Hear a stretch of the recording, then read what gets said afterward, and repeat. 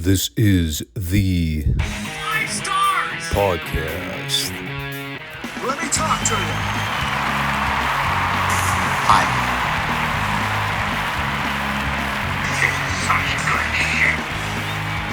So, what do you guys want to talk about?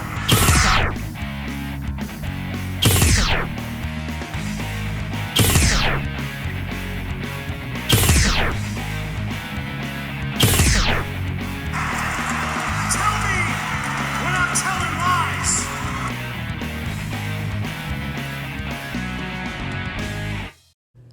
Thanks, guys. Back to you. Well, we are in for a packed weekend of wrestling talk. It is the Monday edition here of the Five Starr Wrestling Report. And we got a big 4 pay-per-view to talk about with this WWF Retro Series. Not one of the better Survivor Series pay-per-views I've seen. Certainly wasn't the worst. At least we got a great classic match out of it. 2 if you want to count the main event as well. It's all stuff that we'll get into shortly. I want to welcome everyone to the Five Starr Wrestling Report. You all know what show this is. It's the wrestling channel nobody knows but everyone needs. Hope everyone's doing well. Christmas season is fast approaching and I'm about as prepared for it as ever. Meaning I haven't done a single bit of Christmas shopping yet. And I probably won't until the week before, because, well, that's just how it goes. I shop for very few, but I still wait until the last possible minute to do so. I guess it's easier nowadays, because you can just order everything online. I don't have to go Black Friday shopping. Ugh. You know, now that I've moved, I'm in basically what I would coin strip mall purgatory. The fact that the mall is literally right across from where I live. Yeah, probably a good idea to stay off the road after Thanksgiving. At least as much as I can. Anyway, make sure y'all subscribe, comment, give the show a like for me if you have not already. Come back and check out the podcast every Monday and Friday. We do have some changes coming to the Friday podcast in the coming year, which I've already addressed. In fact, that third classic series is going to take another blow this Friday because I didn't have time to get around to watching World Class. So it'll just be WCW and Mid-South this coming Friday. I had a lot going on this weekend, and the Survivor Series recap didn't help matters. It got me behind schedule because I also had to watch Retro Raw the following day, which I normally don't do. But I'm not going to cudgel that talking point. Let's get into the reviews. And we'll start with the pay-per-view recap.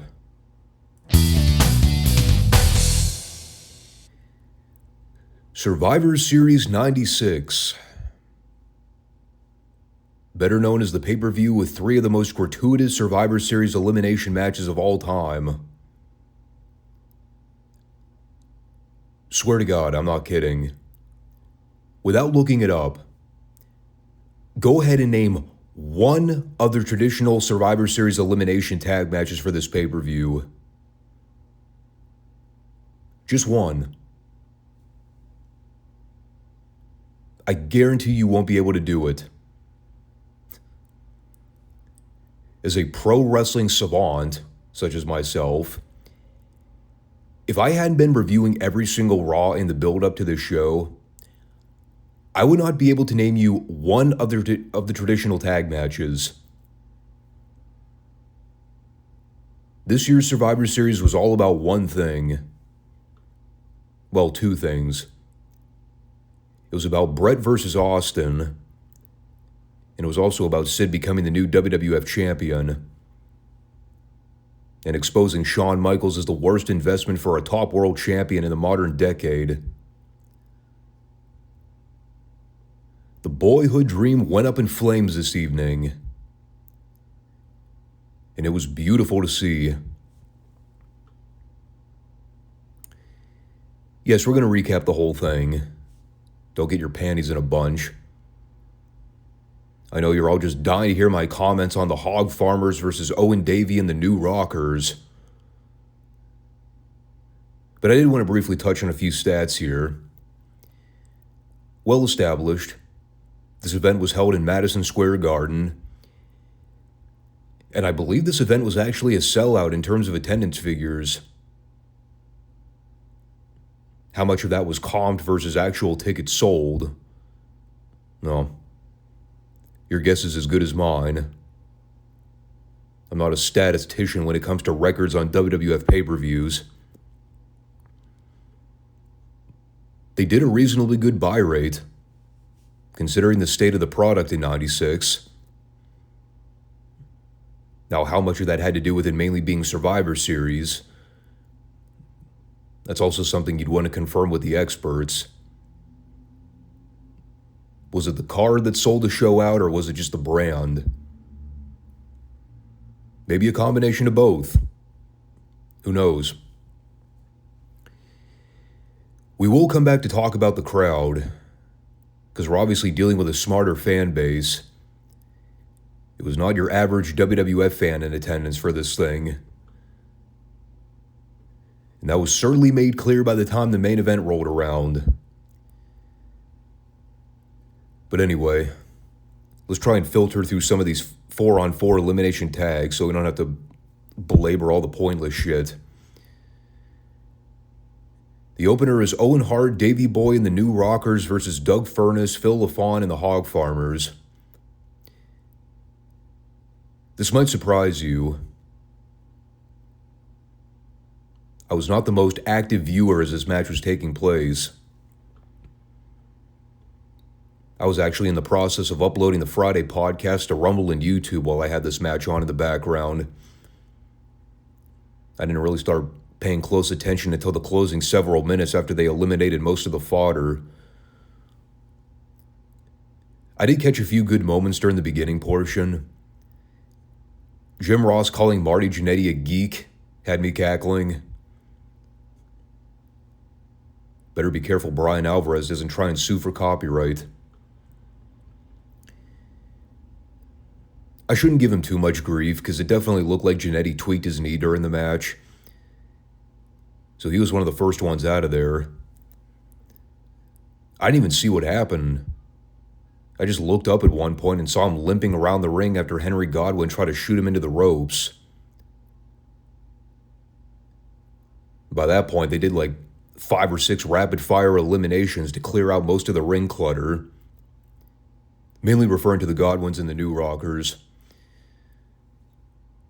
And once it came down to Owen and Davey versus Furnas and LaFawn, the match actually got pretty good for a while. They did a spot where Furnas got an upset pinfall on Davey. Then immediately afterward, he chop blocked Furnas from behind so Owen could work over the leg. They end up building to a hot tag for LaFawn. And, well, I wrote this down at the finish. It's probably not in good faith for me to actually say this out loud, considering the guy we're talking about here. Fuck it, I'm going to do it anyway. LaFawn gives Owen a German suplex out of the corner, drops him directly on top of his head and kills him. I know. He didn't actually kill him. Thankfully, we know Owen survived this near fatality. It was an exaggeration insofar as it was closer to Owen nearly being paralyzed as a result of taking this German. When they showed this thing in slow-mo, honest to God, I have no earthly idea how Owen didn't die here. If he would have tucked his chin a second later than he did,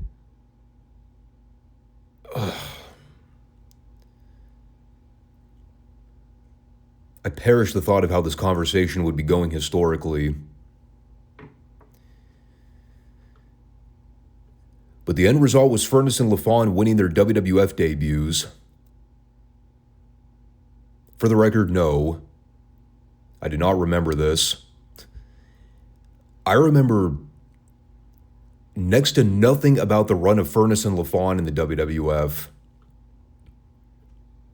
I know they were around. I just don't remember a single thing they ever did. I'm pretty sure they just made the transition from All Japan before signing. So a lot of their ring style was directly inspired by the stuff they were currently doing in Japan. My, how things never change, right? Guys were still intentionally dropping one another on their heads overseas. Even dating as far back as 1996. Christ, no wonder everybody gets fucking hurt in wrestling nowadays. It's because all these numbnuts are still trying to replicate stupid shit they saw in Japan from 20 years ago. I mean, I'm not taking anything away from the closing minutes, because that part of the match was good. And for what it's worth, at least they put over the new guys and tried to give the heel champions a new fresh set of babyfaces to feud with. I'll take Furnas and LaFawn going after the tag belts as opposed to the Hog Farmers any day of the week. So before we went back to the ring for Undertaker versus Mankind, they went into the bowels of the building with Kevin Kelly so he can interview Paul Bearer and Mankind, who basically said, "I'm Paul Bearer, and I'm not going in that cage. You can't make me." Because remember, the stipulation for this match is that Paul Bearer has to be suspended above the ring in a shark cage. So, of course, what happens? Well, Paul Bearer voluntarily comes out to the ring with Mankind, and he winds up getting chased into the cage by The Undertaker. He was not forced against his will. He was not thrown into the cage. He was not grabbed by officials and escorted in. No, like a Scooby-Doo villain, to avoid being goozled by The Undertaker, Paul Bearer tried to run and duck for cover by running into the shark cage, where he knew there would be no escape. He didn't try to run out of the ring. He ran into the cage.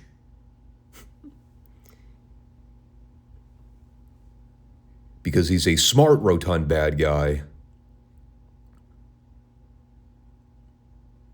I love dumb heel logic. To be honest, I'm surprised that cage was strong enough to hold all that rotundness. Good Lord. I hope those cables were double braced. So a couple things about this match. Number one, Taker had a completely new look. He had all leather gear, top, pants, and boots. His hair was now slicked back into a half ponytail, probably so they could highlight the crucifix symbol under his right eye. There have been several incarnations of the dead man gimmick throughout the years, and even as a die-hard Taker mark such as myself, I still confuse the different personas over time. I think this is considered his Lord of Darkness phase, when he took on a more goth approach. Obviously, he had ditched the purple gloves too, so he was now wrestling with bare hands. And that was cool, because it also played a hand in them trying to get over Taker being less zombie-like with his wrestling style. And now he was phasing into more of the chain wrestler as opposed to a strict brawler. And these were all adaptations that I strongly approved of. I mean, the old Undertaker style was something that fit the gimmick in the early 90s. But by this point, the product had drastically changed. The athletic ring style was becoming more popularized around this time. So they needed to update the gimmick more and give Taker a new look, a new presentation. And that also came with how he worked. And it's hard to remember this because for the last, 6 years The Undertaker wrestled in the WWF. He wrestled the same style. It was a very slow pace because obviously he had to do that to fit with the gimmick. But we all forget, Taker was a hell of an athlete. Even as a rookie. I mean, go watch some of those old WCW tapes. That guy could move. So we finally got to see that on a grander stage, so to speak. With all that said, we need to have an honest conversation about this match. Removing all my predispositions and pro-Undertaker biases, he and Mankind have had many great matches throughout the years. I mean, they've wrestled twice now in the last 3 months on big pay-per-view events. And both of those matches, by their own rights, were pretty good. They're not my favorite Undertaker Foley matches, but they were fine. The work was good. This particular match here at Survivor Series, not one of their finest outings. There's a reason I've scrapped a lot of this from memory. And I think that simply boils down to the fact that it was painfully boring to watch. Remove the new Taker look and Paul Bearer being above the ring in the cage. These guys did next to nothing in this match. They just traded some moves for a while. There was nothing wrong with anything they did, but there was no substance to it. Think about it this way. We've seen these two in the boiler room. We've seen them attempt to bury one another inside an open grave. Now we come full circle for their third encounter, and it's literally a straight wrestling match. At least, I think it was a straight wrestling match. I'm still not sure. The announcers were confused about that part of the stipulation at various points. And there's a spot at the end where Mankind pulls out a gimmick right in front of the official, and he's jabbing Taker in the head with a fucking thing. JR's on commentary going, hey ref, guy's got a gimmick in his hand. You might want to do something about that. Of course he didn't. He just had to pretend he couldn't see anything. But yeah, the match was Taker beating up Mankind for 98% of it. They did a spot where Mankind tried to choke out The Undertaker in the corner. And then he basically grabbed Mankind and got him up in position for the tombstone. And then he got the pin. They didn't even have Paul try to drop a gimmick down for Mankind to use. Nope. Just babyface pins the heel clean with his move. Shark cage completely superfluous to the overall deal. And then, of course, right as they go to lower the cage to let Paul out, the executioner runs out to jump Taker and save the day for Paul. Yeah, can't wait to review that barn burner classic of the Next in Your House in December. The Undertaker versus the Executioner. Sounds hideously revolting. And I like both Taker and Terry Gordy. But as we've talked about, the 1996 version of Terry Gordy we were getting, just no.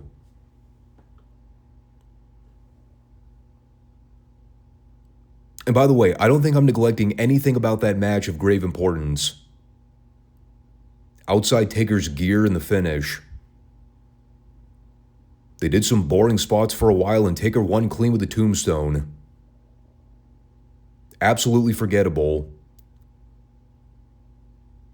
In the pantheon of memorable Taker-Mankind encounters, this is at the bottom of the list.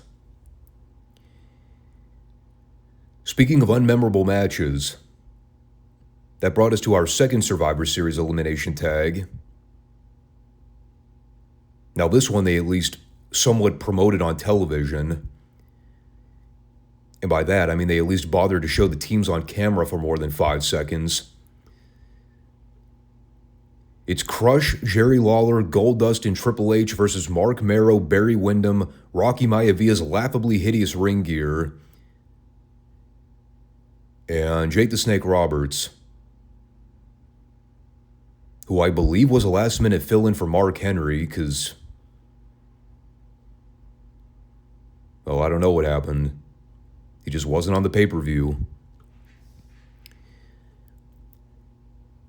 Now, obviously, this match is solely remembered for it being Rock's in-ring debut.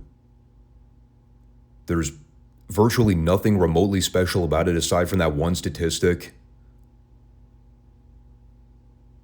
Sunny came out to flash her boobs on commentary. Yes, I know what I said. I make no apologies.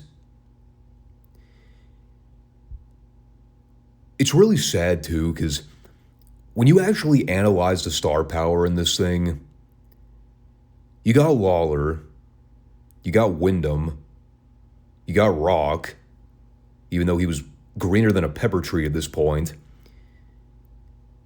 Even Goldust was a considerably good worker, despite the absurdity of the gimmick.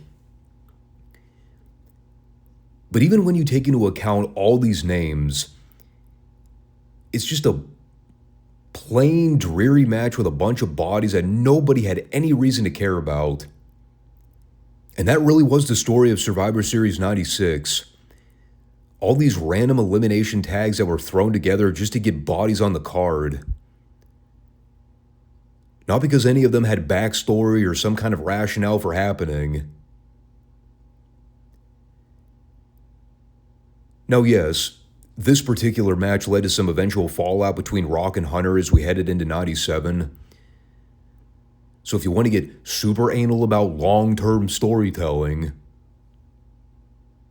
sure, I'll give you that one. In fact, correct me if I'm wrong, didn't Rock end up beating Hunter for the Intercontinental title in like 3 or 4 months from this point? I think that's also right around the time the fans started resenting him. So here's basically how the match went down. The heels would isolate and work over a babyface for about 5 minutes straight. Then the babyface would get a hope spot and run wild for maybe 60 seconds. The babyface would then promptly eliminate a heel and then get immediately cut off for more heat. Now, does that formula work? Sure. Is it fun to watch for 24 minutes straight? Not in the fucking slightest. I still cannot figure out how Mark Marrow got eliminated from this thing. As far as I know, he was never pinned.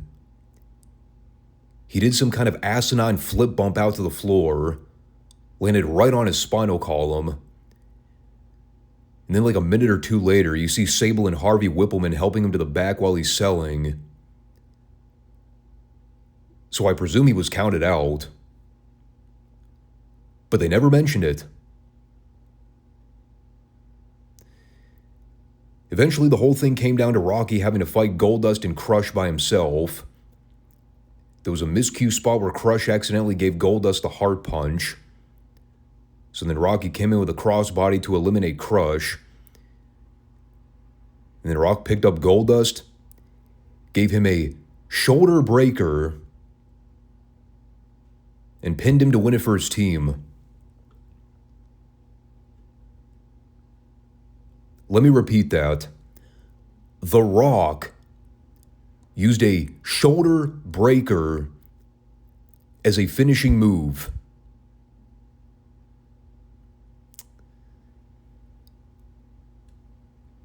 Glad to know he didn't settle on that as a regular finish in the future.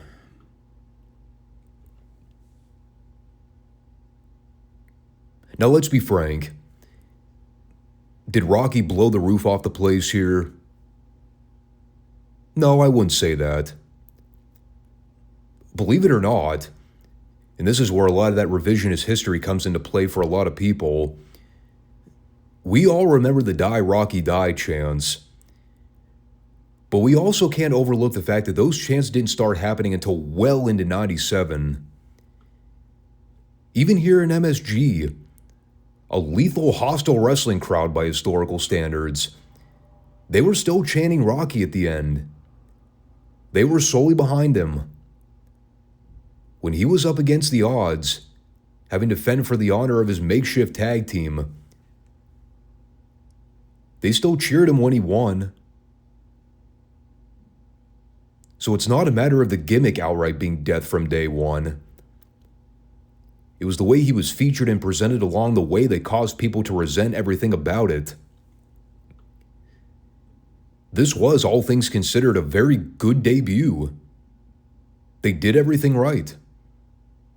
They put the young guy over, had him defy the odds and pull out the win for his tag team against two veterans.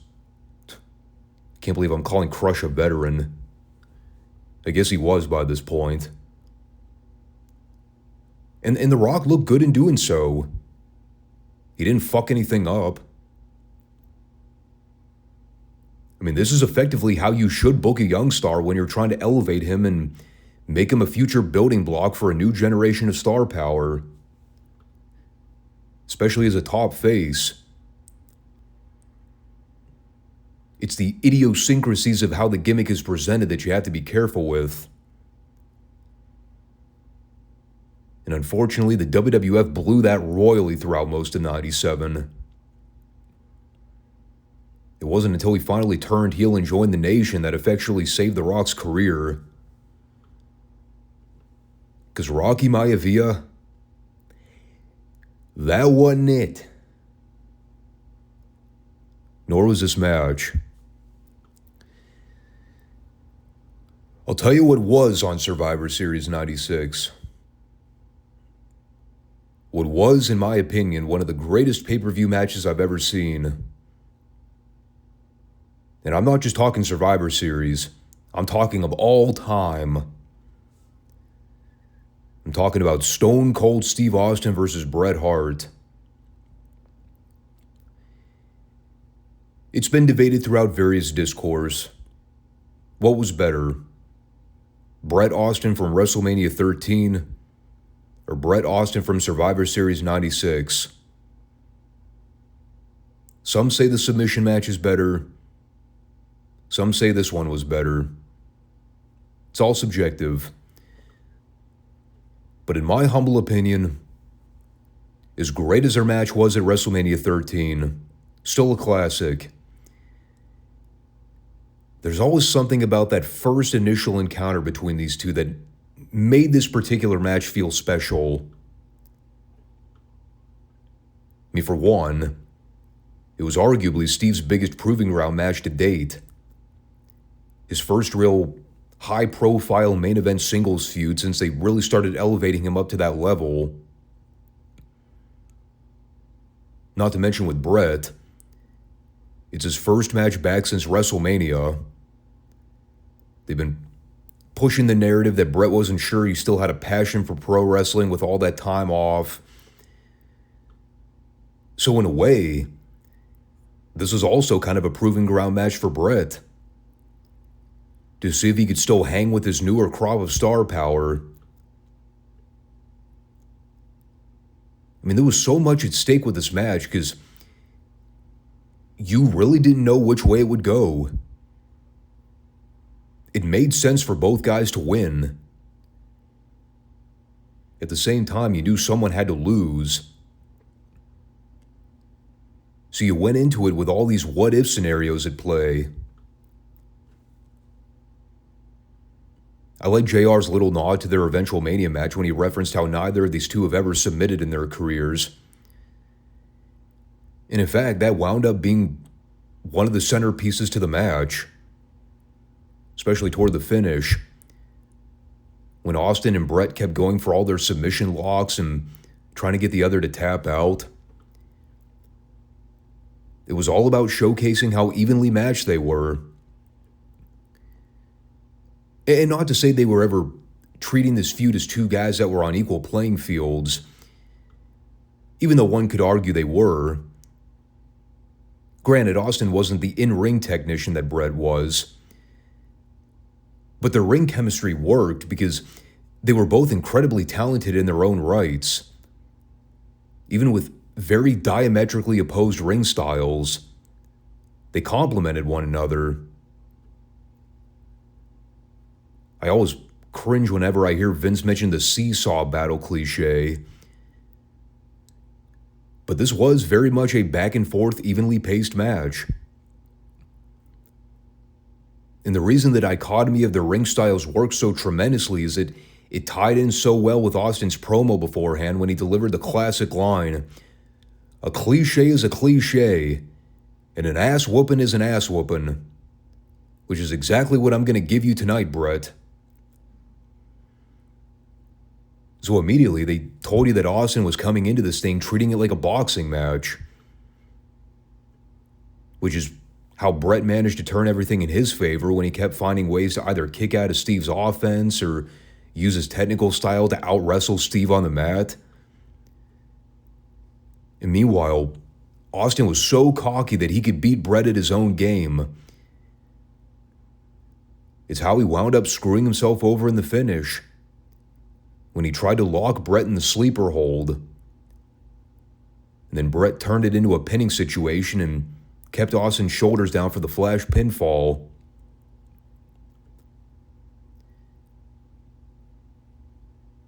When people talk about the art of storytelling in a match, this is the kind of shit that people need to study in real time, just to understand what real, actual in-ring psychology is about. Not the watered-down bullshit you get in today's product where everyone goes out there, does a million things, kicks out of everything in the book, and just makes the business look so phony and stupid. I think for me, what makes this match really stand out, and this goes back to a conversation we had a few weeks ago, breaking down how the Austin-Bret feud was so unlike anything else they were doing at the time. I remember the atmosphere in MSG when I saw this for the first time. It was a WWF match, but it didn't come off like a WWF match, if that makes any sense. There was no silliness or artificial flair sprinkled in to try to make it a WWF-style match. I mean, they could have put this on the same card as Flair's Steamboat from Wrestle War. It would have fit perfectly. It was a true old-school grassroots professional wrestling match. And there's absolutely nothing wrong with those. Not only did this match set a standard for the more updated ring style we were going to be accustomed to seeing throughout the remainder of the 90s, but it did so flawlessly. Again, it's something that I've always admired about Bret's matches. I'll never claim to be the number one Bret Hart fan, but I've come to learn and understand why he was considered an all-time great.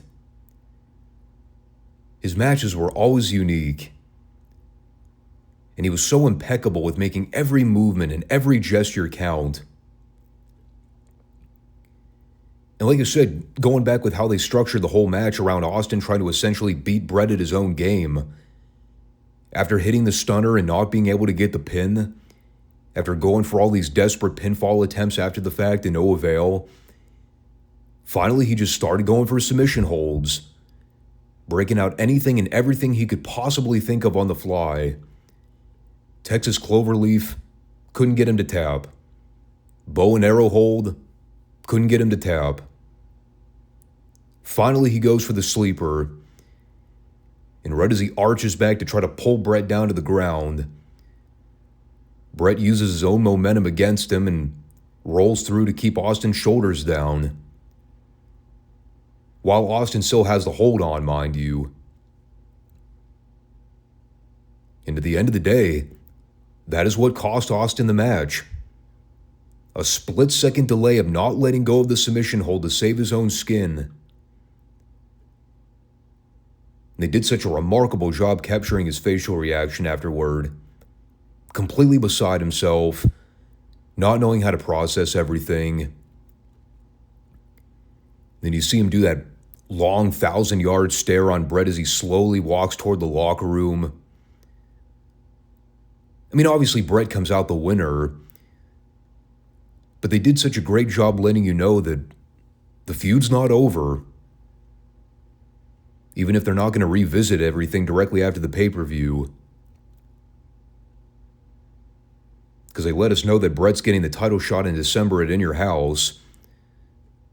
So he'll be preoccupied wrestling Sid in the meantime.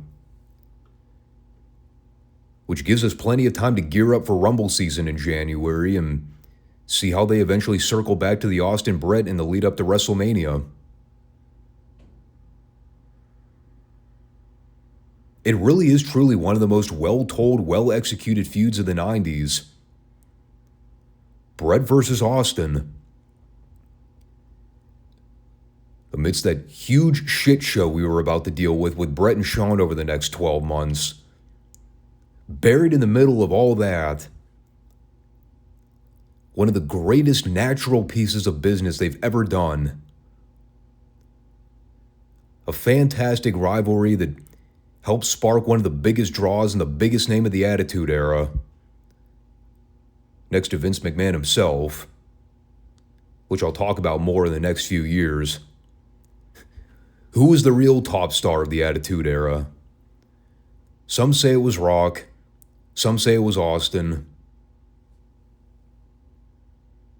I say it was Vince. Now, of course, we still have more to talk about here. Even though I could end the review right there and it would be perfectly sound. I will very succinctly recap this next Survivor Series match, and then we'll move on to Shawn and Sid. It's another traditional elimination match. Farouk, the Fake Razor and Diesel Invader versus Savio Vega, Yokozuna, Flash Funk with the Funkettes. Now we know where Vince got the idea for Brodus Clay and the Funkadactyls years later. And, oh, well, obviously we can't forget the mystery name for the babyface team they hyped up. Turned out to be Jimmy Snuka. This was still about 20 years before he got arrested for involuntary manslaughter.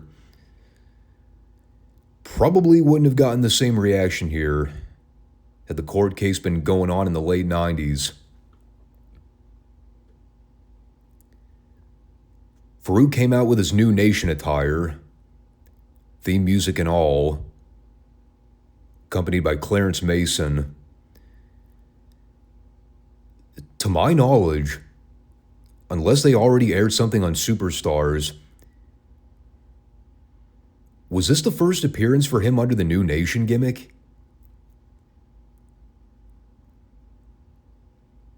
What a debut. Could you get any more anticlimactic? And this entire pay-per-view is a clear-cut case of, let's just debut a bunch of random names and gimmicks that we barely mention on TV, if at all. You know, by this point, especially after having watched that Bret Austin match. I honestly didn't give a shit who was involved here. It was not going to get me to pay any closer attention. The match was atrocious. And to make matters even worse, after Snuka eliminated Razor with a Superfly splash, the fake Diesel came back out with a chair, which spawned everybody to get into a brawl. And then the refs just threw the match out and declared it a double DQ. So in other words, complete waste of time. And God, Yokozuna. I say it like every time I see him on camera, but Jesus Christ, he was huge. I said I wasn't going to belabor any talking points in this match. I had to mention the spot with Vader. I don't know what he was going for. It looked like a rock bottom or some kind of half-assed choke slam. The point is, Yoko tried to get Vader off the ground for this move. It didn't work. It could have also been Vader sandbagging him on purpose. I'm not going to play the blame game here. The spot looked horrible.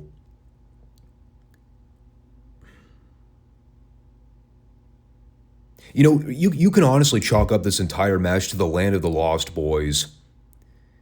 These were guys on the roster that were about as meaningful as gum you scrape off the bottom of your shoe.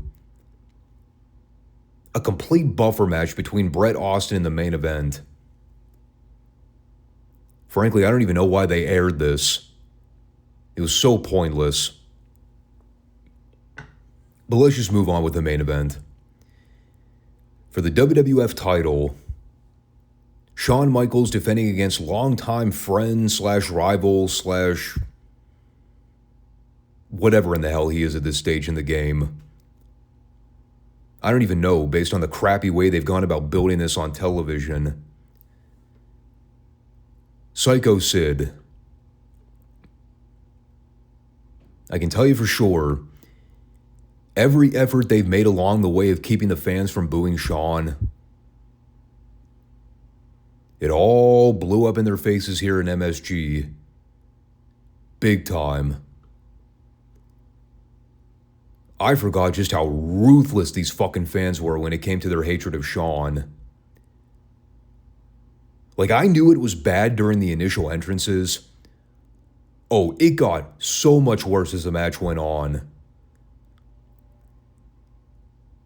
You know,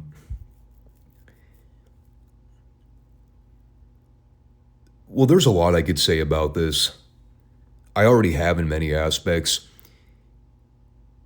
If you're not at least marginally aware of Survivor Series 96, the main event between Sid and Shawn for the title,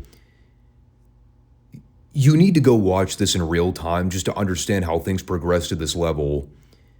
I think that once people caught on to how things went down between Shawn and Vader post SummerSlam, the fans pretty much had their Popeye moment here. They all looked around and said, "We're sick of this fucking guy. We're sick of the showboating. We're sick of the propaganda. We're sick of anything resembling Shawn Michaels." Whether or not Sid is supposed to be the heel going in, we don't care. He's our hero on this given night. Even if that involves Sid bashing a camera over Jose Lothario's sternum. Even if that essentially means Sid turning heel in the process to win the title in a sleazy, backhanded manner. We don't care. Anybody but Shawn. That was the group mentality at this point. And that was the entire story of the main event. The more Shawn stayed alive and kept coming back for more, the angrier and the more boisterous the crowd got. At first, it wasn't so bad when the girls were drowning out the guys. But the men had a strong hold on the ladies by the closing 5 or so minutes. No amount of canned heat could mask the boos. It really is amazing when I go back and watch the entire match. I mean, everyone was pro Sid from the minute he came out. But by the time they were building to Shawn's comeback, there wasn't a split reaction in the building. Sid could have maimed and skinned Shawn's dog alive and the people would have fucking cheered him. And realistically, say what you want about Sid, we know his matches were always a spectacle. This was arguably one of his better career matches, at least in terms of singles action. Now, do we entirely lay that at the feet of Shawn for carrying him? Depends on how you view it. Shawn being a bumping machine and selling his ass off for Sid definitely helped. I mean, he did more to sell for Sid here than he did ever trying to help sell or feed for Vader. So you have to credit him there for at least being somewhat professional. You know that Shawn was bugged by getting lambasted by the crowd. And he went through stages of the match where he was working more like a heel, trying to run away from Sid on the floor, when he chop blocked Sid's knee from behind. But then he would turn around and sell for Sid, and all of a sudden he became the underdog, babyface in peril. I mean, the whole psychology of the match was completely fucked from the beginning. But the ending is what made the whole thing iconic. After Sid grabbed the camera and drove the thing into Jose's chest, forcing him to suffer what was essentially a 5-minute-long heart attack, they tried to do the deal where Shawn kept getting distracted by going out to check on Jose while nobody bothered to come out to try and help. Of course, he's still kicking out of Sid's offense, which really angered the crowd. So eventually, Shawn accidentally takes out Hebner with a crossbody. And as he goes back out to check on Jose again, Sid drives the camera down into Shawn's head, and he throws him back into the ring so he can hit his powerbomb and score the pinfall.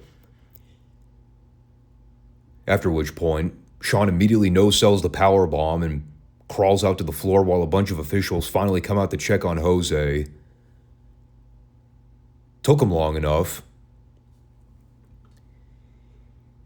And then you get these really awkward jump cuts where Sid's in the ring posing with the world title and Shawn's crawling to the back and trying to avoid having tomatoes and rotten eggs thrown at him.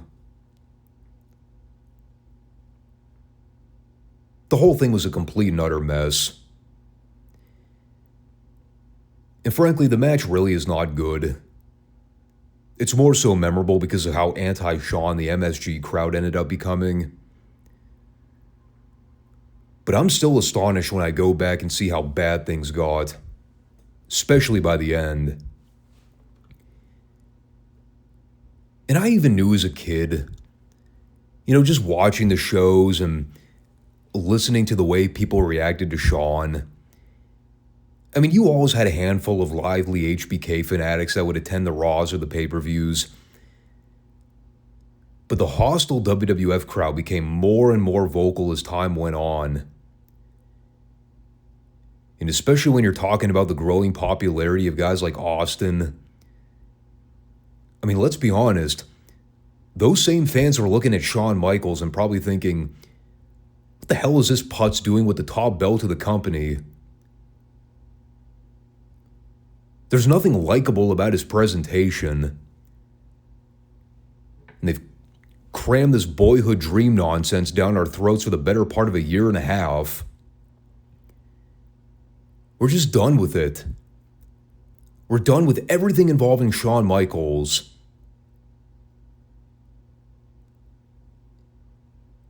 Now, did that stop Vince from continuing to push Shawn Michaels on top? No. I mean, he's going to win the fucking thing back from Sid in less than 2 months. I guess we can consider this a brief HBK palate cleanser before he comes back in January, wins the title, loses his smile, fakes a knee injury, and all the other garbage that leads up to WrestleMania because he didn't want a job to Bret. Oh, trust me, if you think I'm being relentless about my hatred of Shawn right now, just wait until February. Dude, you ain't seen fucking nothing yet. Not even close. I'm about to spread open Shawn's ass cheeks over the next 12 months and just diving into my seething rage for that asshat.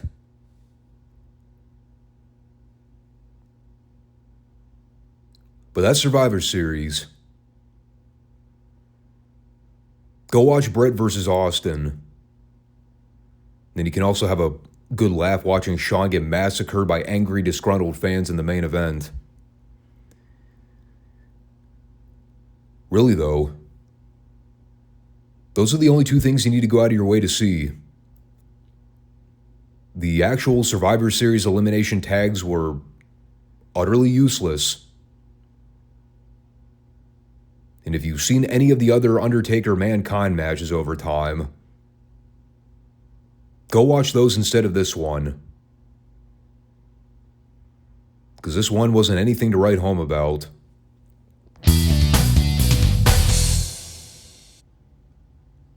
So that brings us to Raw the following night. And we're kicking it off hot, folks. We're going right to the ring for some stone cold action.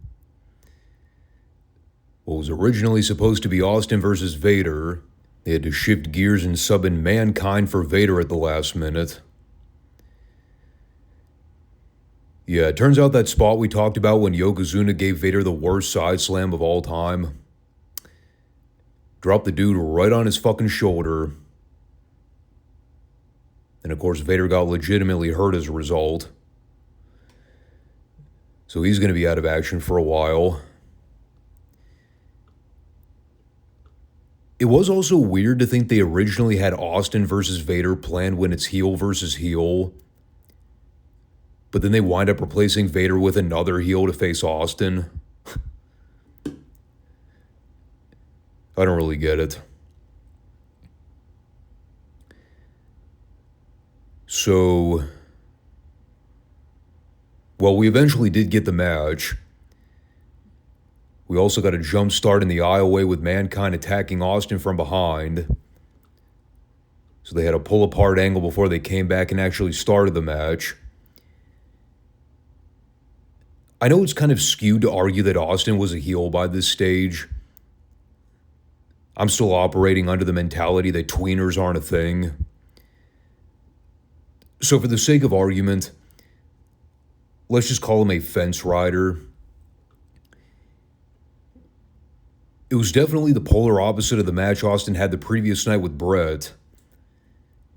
Both guys whipping each other from pillar to post like government mules. It's funny, I was actually thinking back while this match was in progress. We're basically looking at two of the bedrocks for the Attitude Era over the next several years. But how many times did we actually see Austin versus Foley on either TV or pay-per-view? I'm sure they had to have wrestled at some point between 97 and 99. I just can't think of a major pay-per-view event where these two actually feuded and worked with one another. Especially if it involved the WWF title. I know that Austin helped Mankind win the title on that January 99 Raw that counter-programmed WCW's Finger Poke of Doom. But when you think about major feuds involving Foley and Austin over the next several years, I mean, how often did these guys actually cross paths as adversaries? Austin Taker is a big feud throughout a lot of 98. Austin Rock, duh. Goes without saying. Austin McMahon, obviously. But Austin Foley? I'm just having a hard time remembering if they ever wrestled one another during that time period. I'm sure people that remember that timeline like the back of their hand will know better than I do. But I'm totally blanking right now. The reason I bring it up is because, the match here was pretty damn good. Up until the shitty DQ finish when the executioner ran in. Then once again, Mankind started double teaming Austin. That's when Taker ran out to even the odds. And there was a nice teaser for the eventual Austin Taker program when Austin tried to clothesline Taker out of the ring. And Taker landed on his feet, did the big stare down as Austin slithered out of the ring and basically said, "Nah, I'm good, brother. I'm not about to open that can of worms." I mean, you pretty much did, dude. Taker had your back until you tried to cheap shot him like an asshole. So as far as I'm concerned, you earned what was coming to you. Coming out of that, we had a very long distance crowd shot for about a full minute. And they were keeping this camera shot going for so long that I had to assume they were setting up something, that there was an actual point to it. And there was. It was to show an extraordinarily dark silhouette walking down the stairs. We were eventually informed it was Ahmed Johnson. Was it Ahmed? Beats the hell out of me. I couldn't fucking tell. But that's who Vince said it was, so who am I to disagree? So while he sat in the crowd and signed autographs, we had Farouk versus Savio Vega up next. And you know how I'm always referencing little nuances that I completely wipe from memory? Things that took place during this time frame that I just have no recollection of ever happening. Did anyone else completely forget when the Nation of Domination had PG-13 come out to rap their theme music? Because I forgot about that. These fucking two scrawny white dudes dressing up like Vanilla Ice. It's just so beyond cheesy. It did not compliment the visual of Farouk coming out dressed like the leader of the Black Panther Party. Now with these two numbnuts coming down the aisleway with him.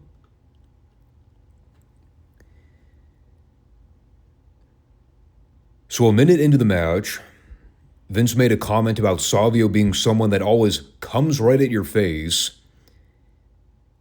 And at the precise moment he had Farouk pinned in the corner to throw down punches, Vince said, and I quote, "Or coming at Farouk's face as we speak."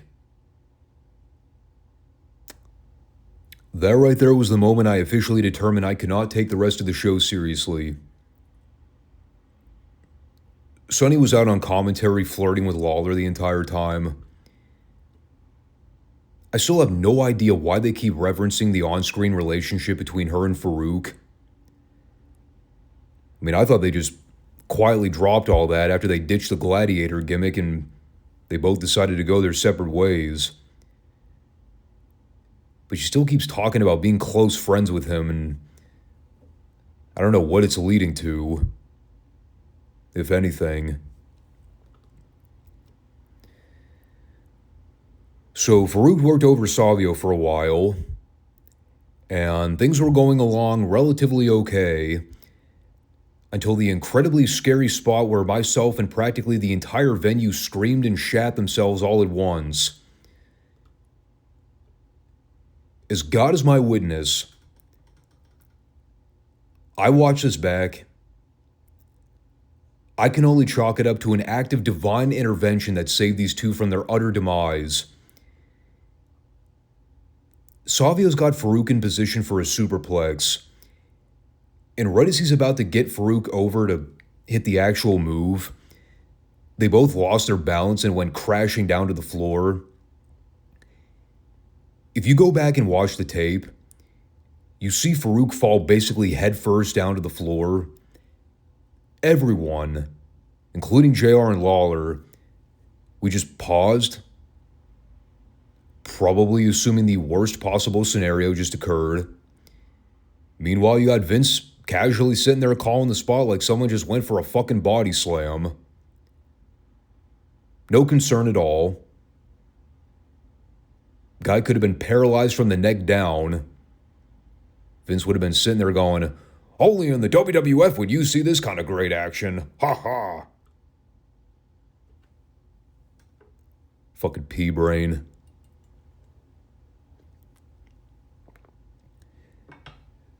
So they eventually cut to a floor shot to show that both men were still breathing. At which point, Savio made a short comeback and caught Farouk with a spin heel kick. Then something happened on the floor with him getting clobbered with a 2x4 from behind by PG-13. So then they rolled Savio back in and Farouk stole the pin. I was still trying to process the whole superplex botch. I couldn't even really pay attention to the finish. I was dumbfounded nobody died. Then, of course, during the post-match, Ahmed ran out and chased off all the heels with a 2x4. One of the rare times I'd actually advise guys to get the fuck out of Dodge as a shoot. Ahmed's going to do a run-in with a 2x4, people. I don't care if it's gimmicked. Just run. Don't even allow yourself to be put in the position of getting hit with that fucking thing.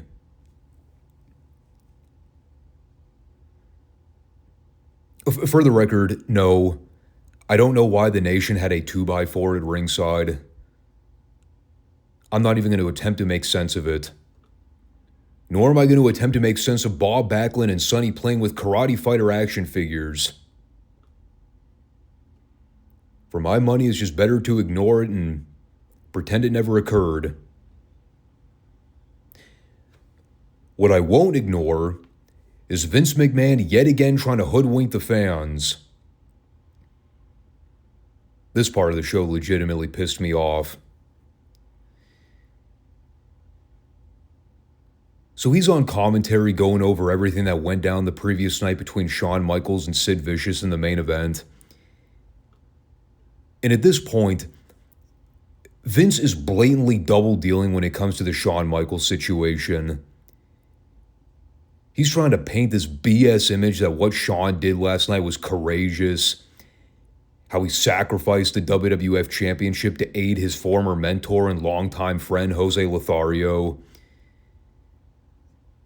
Even though anyone with half a brain cell to rub together could tell you that Shawn never gave a fuck about Lothario, on or off camera. There's a moment where he goes, Shawn Michaels is many things.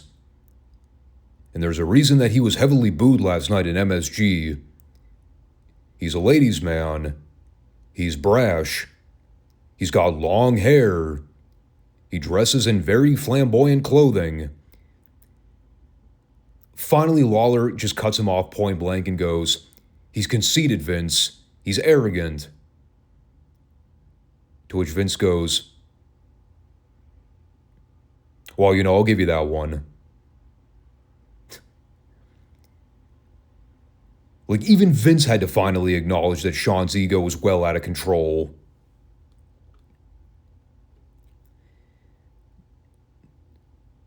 So he's here deliberately lying to the fans to try to protect Shawn's fragile self-image.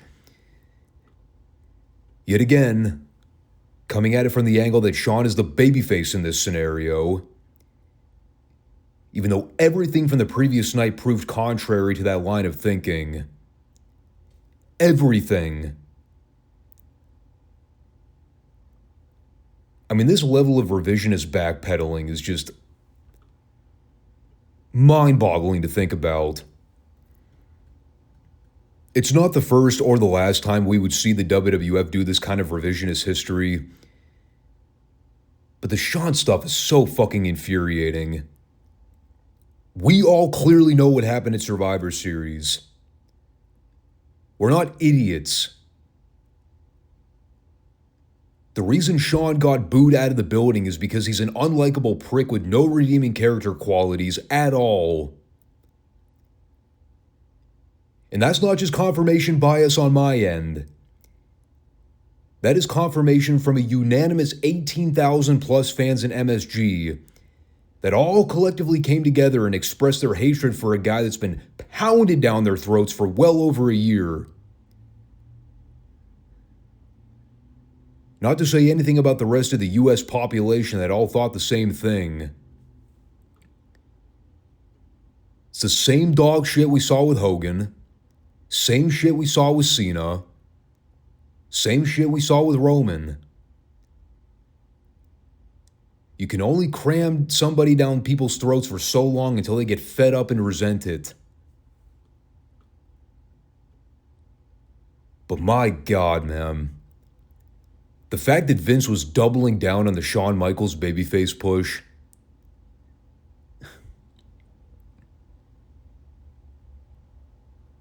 He just couldn't get it.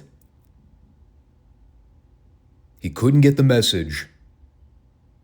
Couldn't figure out why people were fed up.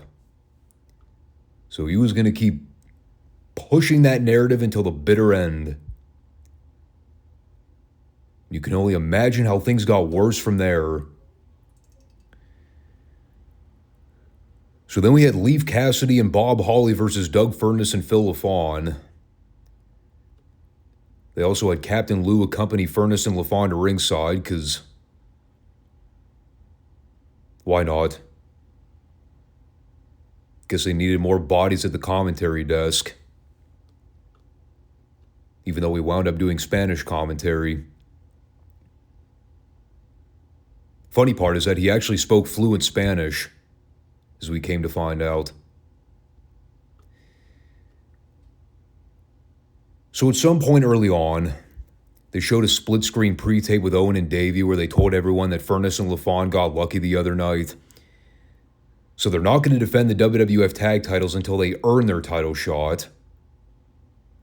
I guess pinning both the tag team champions on live pay-per-view their first night in the company wasn't enough.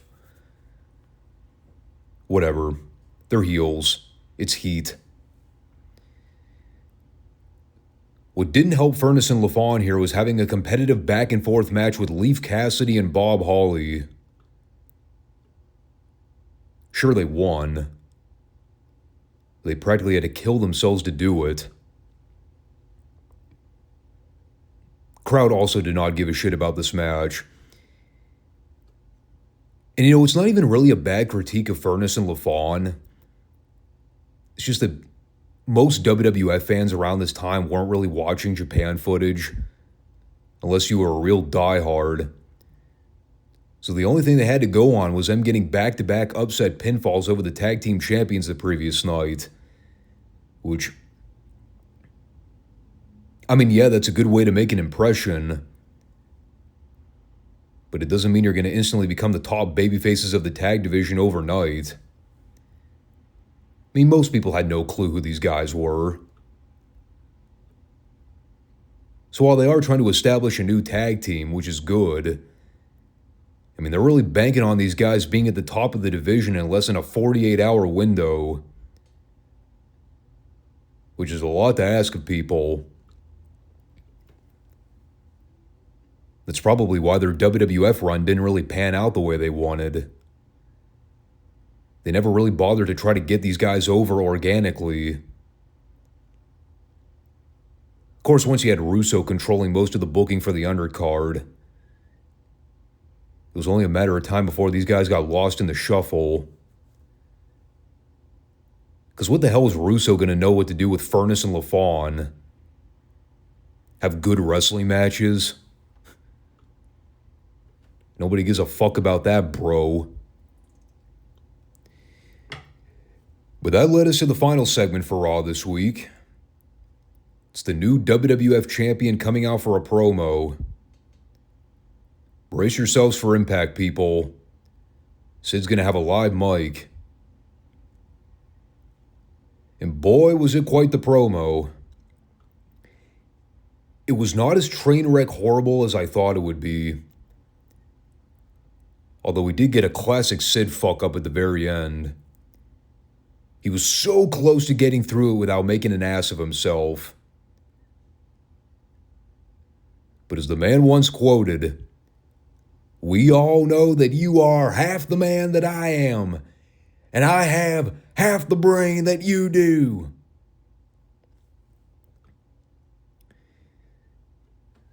So, well, first he talked about beating Shawn the other night. He basically said that Jose Lothario got what was coming to him because he put himself in harm's way, which isn't entirely off base. He did volunteer to climb on the ring apron when Sid had a giant camera in hand. Probably had to know that wasn't going to end well. But he did promise that he would give Shawn a rematch. He also put over the fans and said they were the reason he came back to pro wrestling. And while Sid's got guys like Austin and Mankind and Taker and Vader lining up for title shots, right now Sid's got to deal with Bret Hart on December 15th at In Your House. And this is the part where Sid fucked up. First, he stumbled over himself trying to get out that Bret's final match would be on the 15th.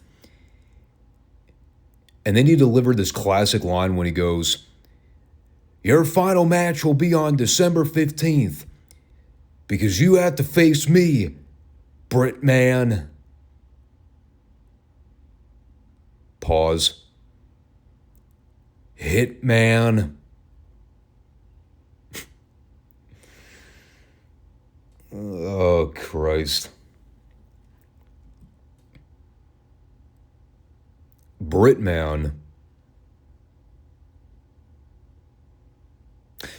Now that's one I'm surprised never caught on. Of all lines to rib Sid with. Poor guy. He was so close. He almost got through it. But that one little slip up at the end. At least he left us on a high note this week. It is kind of strange because when you factor in everything that went down at Survivor Series, Sid was the de facto babyface in that match because the fans chose him over Shawn. But here they weren't as pro-Sid as you might think. And while Sid did cut a babyface promo, he's also facing another babyface for the title in a few weeks. And this is also coming off the heels of him basically cheating to win the belt from Shawn less than 24 hours prior. So I still don't entirely know or understand what the thought process is. I know this was around the time where everything was 50 Shades of Grey, there are no baby faces or heels logic of booking. But the constant flipping back and forth between face and heel is going to get really tiresome over the next few years, especially with the top guys. And this is still when Russo wasn't even really on the booking team. He was just sort of filling in here and there. I actually forget when he became a full-time member of the booking team.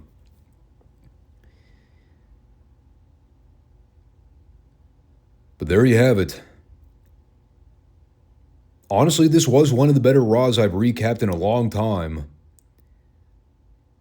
Outside a few nitpicks, the show on the whole wasn't bad. I mean, you can definitely see a shift with how the shows are being presented. Less comedy for one. More focus on trying to actually spotlight the main event stars. Everything's a lot grittier and more serious, by and large. Yeah, you still got your sporadic moments where you shake your head and wonder what the hell's going on. But they are starting to adapt to the changing times. Wasn't necessarily change that I was fully behind, but it was change that needed to happen. Needed to get the WWF away from the whole 1980s approach to wrestling television, because that was dying on the vine. Case study, the last 3 or 4 years of TV. God, a lot of it was wretched. And while I do hate a lot of stuff that's coming up over the next several years, trust me, the shows are a lot better. A lot better.